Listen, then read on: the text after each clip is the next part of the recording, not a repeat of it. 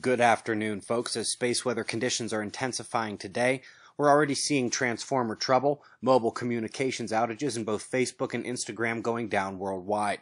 We'll cover all of that in the morning, but I realized as I analyzed the storm conditions throughout this morning that you might want to see how it all works. By the way, this episode of Deeper Look is being made public, so thank our website members.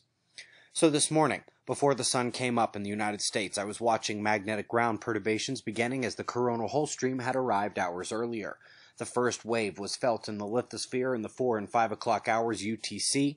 The timestamp top right, please notice how the geoelectric fields respond immediately and have a reverberation and recovery period that lasts into the 6 o'clock hour. By 7, it is gone, but the ground perturbations are already beginning again, and before you know it, North America is lit up through the 8 o'clock hour, and this time there was a much faster recovery in the geoelectric fields after the large-scale disruption waned. By this time, we still hadn't hit the official geomagnetic storm level. That is why it is important to watch the solar wind for indicators prior to the large-scale storm event.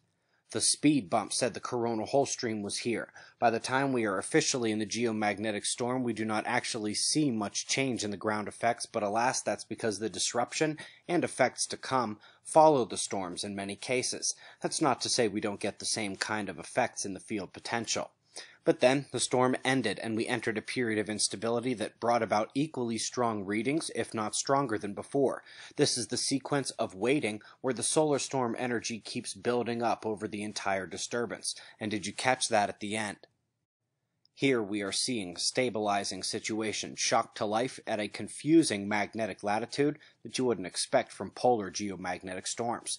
Well, we've just taken another shock wave. A speed increase, not unexpected given the asymmetry and odd shape of the coronal hole itself, but this time the speed is much higher and we're seeing the magnetospheric compression effects coupled with the reverberating storm energy from overnight.